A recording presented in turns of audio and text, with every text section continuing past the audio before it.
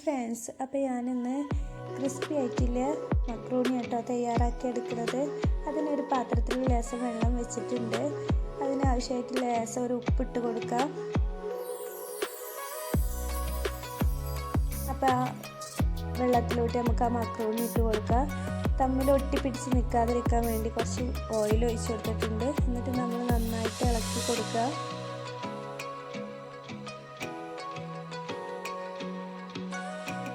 ഇടയ്ക്ക് ഞാനിങ്ങനെ അത് വേവായിട്ടുണ്ടോയെന്ന് നോക്കുന്നുണ്ട് കേട്ടോ. അതിൻ്റെ വെള്ളം ഇങ്ങനെ വറ്റി വരുന്നതോട് കൂടി തന്നെ അത് നന്നായിട്ട് വെന്തിട്ടുണ്ടാവും.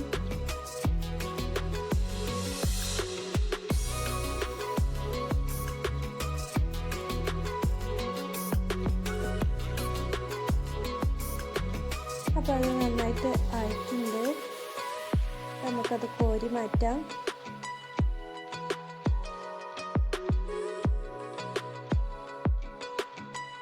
അപ്പോഴത്തേന് നമുക്കൊരു പാത്രം അടുപ്പത്തേക്ക് വെക്കട്ടോ.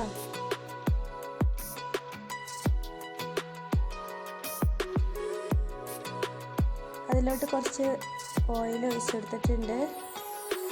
അതവിടെ കിടന്ന് ചൂടാവട്ടെ. അപ്പോഴത്തേന് നമുക്കൊരു ബൗളെടുക്കാം. ആ ബൗളിലോട്ട് കുറച്ച് മൈദപ്പൊടി ഇട്ട് കൊടുക്കാം.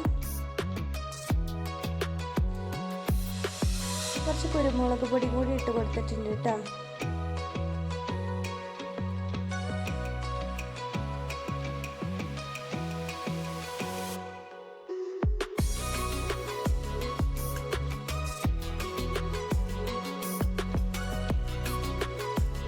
പിന്നെ മക്രോണി നമുക്ക് അതിലോട്ട് ഇട്ട് കൊടുക്കാം. എന്നിട്ട് നന്നായിട്ട് ഇങ്ങനെ കുഴച്ച് കൊടുക്കുക. മൈദൊക്കെ അതിൽ പിടിപ്പിക്കുക. അപ്പോൾ തന്നെ നമ്മൾ എണ്ണ ചൂടായിട്ട് വന്നിട്ടുണ്ട് കേട്ടോ. അതിലോട്ട് അതിട്ട് കൊടുക്കുക.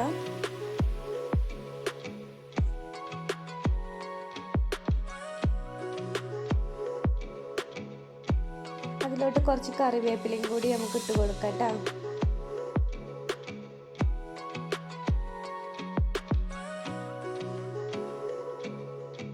ഒന്ന് ഇളക്കി കൊടുത്ത് ഞാനത് കോരി മാറ്റിയിട്ടുണ്ട് കേട്ടോ. ഈ ഒരു ചെറിയൊരു ബ്രൗൺ കളറിൽ നമ്മൾ കോരി മാറ്റുക. ഇനി ഒരു പാത്രം എടുക്കുക. അതിലോട്ട് കുറച്ച് മുളക് പൊടി ഇട്ട് കൊടുക്കുക. ഞാൻ കാശ്മീരി മുളക് പൊടി, സാധാ മുളക് പൊടി ഇട്ട് കൊടുത്തിട്ടുണ്ട് കേട്ടോ. കുറച്ച് ചിക്കൻ മസാല ലേശം ഇട്ട് കൊടുത്തിട്ടുണ്ട്.